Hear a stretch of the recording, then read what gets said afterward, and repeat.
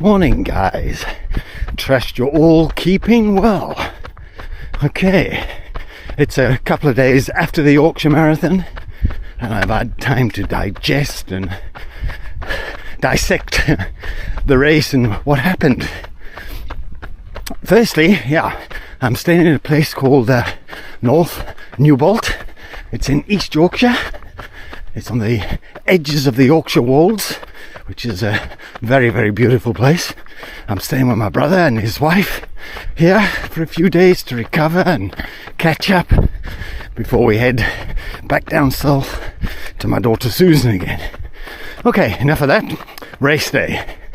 Okay, first and foremost, I was very disappointed not to attain any of my targets.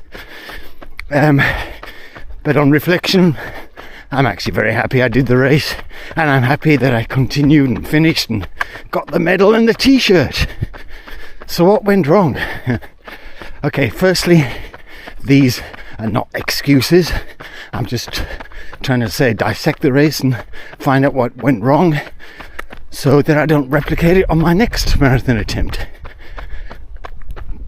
First and foremost, I think I thought I'd left us enough time to recover after our journey, but I forget that we're both in our 60s now, and the body takes a little bit longer to recover. We flew with Emirates, and I believe that Emirates, from my experience, has got some of the most space on their flights, and I've got some impeccable service, which was greatly appreciated. But with our aged bodies, we still found it very uncomfortable, and we ended up with lots of aches and pains on the days afterwards. Also, just the pure length of time from leaving home and getting to our final destination at my daughter's took us well over 26 hours of travelling. So that's a long time. The days afterwards, I had different aches. The main concern was my ankle. My ankle actually swelled up, and I was having difficulty walking, never mind running. At that stage I thought, okay, this is actually the end of my Yorkshire Marathon attempt before we even place one foot on the road. Anyhow, the next day that I'd eased tremendously and I could go out for a run, and it felt a lot better. I felt in myself a lot better. The Friday we then had a long car journey up to Yorkshire. Again, the body was aching a bit after that and reminding us we'd just done a 27-hour journey a couple of days before. The next big problem was lack of sleep. I think, even before we left South Africa, we'd not been getting a full amount of sleep, and that continued here in the days leading up to the marathon. And I think finally the biggest factor for me was the weather on the day. I had done shorter runs in South Africa, similar conditions, and the same thing had happened. So I need to look for doing marathons in warmer temperatures. Not so much warmer temperatures, but just make sure there's not a storm brewing. So next marathons are going to be in the new year. I've got the Black Hill Marathon towards the end of January. That's going to be very much a training run. And then I've got my favourite, the Kango Caves Marathon, which I think is the first week in March next year. That one, I will be aiming for a seeding run. If everything goes to plan, I'd like to aim for a sub 4 hour marathon there. Still think I can run a sub 4. And for now, continue with the training. Obviously not as much longer distance stuff, but still continue with the training. I want to try and improve my 5, 10 and hopefully half marathon old age PBs. And I don't see any reason why those shouldn't actually fall quite dramatically. Obviously if they fall dramatically, that's got an impact overall on my marathon running as well. So that's the plans. I'm hoping you're going to continue following me on my journeys. And we've got 2 oceans coming up then quite early in the year. I'm not sure if it's the end of March or beginning of April. That will be hopefully my 24th finish. And then we've still got the big one, Comrades Marathon, which will be in June next year.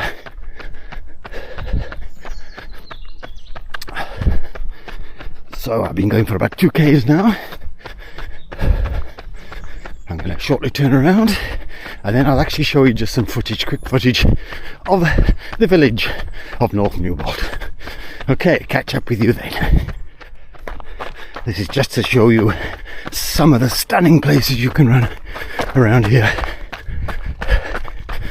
Beautiful. So the Yorkshire Wolds are predominantly chalk hills, dotted with lots of little tiny villages. Great place to visit. Weather today was very misty earlier on. It's lifted a little bit now and it's probably 14-15 degrees. I'm running in shorts and t-shirts, so it's not that cold.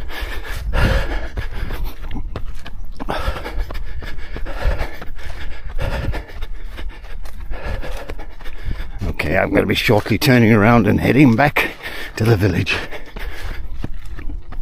I'll give you a glimpse of some of the buildings when I get in there. Okay, cheers for now. So some of the lovely Yorkshire autumn colours.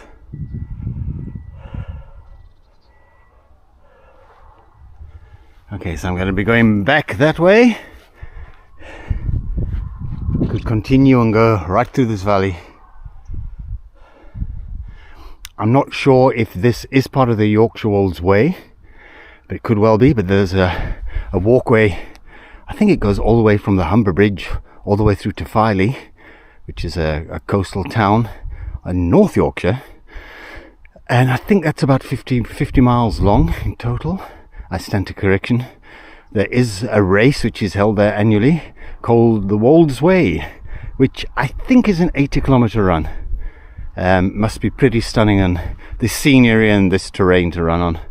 Who knows, maybe one summer I'll come and give that a go, because it's run in the summer as well, so perfect for me. Okay, starting back now. And just to prove that I'm still alive, here I am. I don't think looking much worse for the wears. 4 hours 40 marathon running does this to a guy. I looked about 10 years younger on Saturday. Okay guys, catch up with you just now. So here we are, just arrived. Show you what's on further down. Unfortunately they're working on one of the houses, so it's a little noisy around here.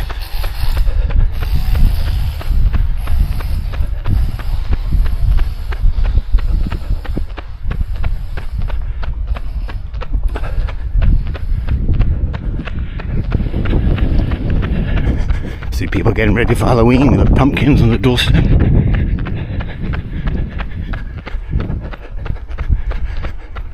And this is the village square we're entering, where the 2 local pubs are.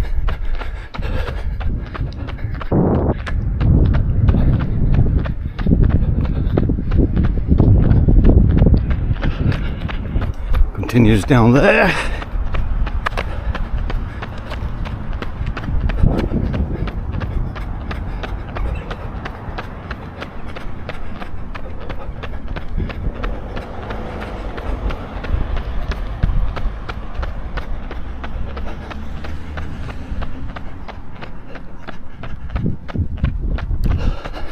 Both are good places to eat.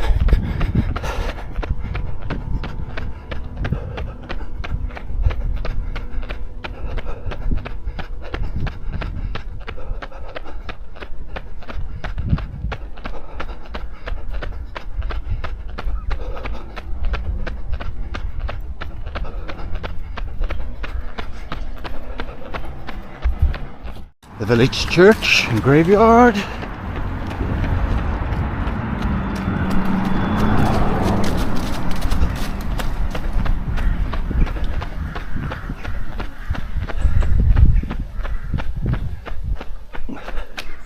There we go, Norman Church, and it's open for coffee. I have been in here before.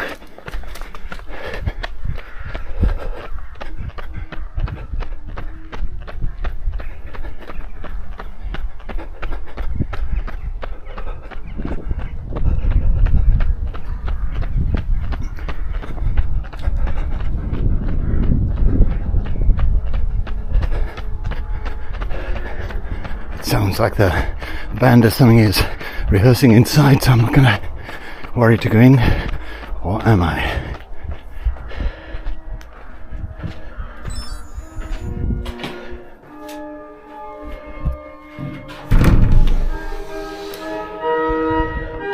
So obviously the organist rehearsing.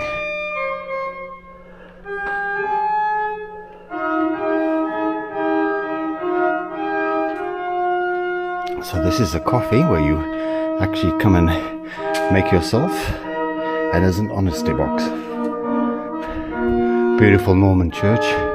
Not sure what year it was built. I'll try and find out for you.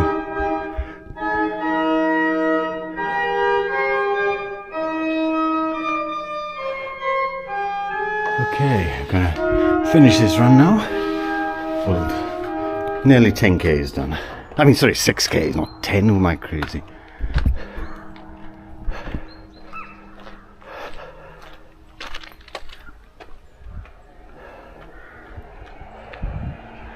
Beautiful place to live, even more beautiful to run.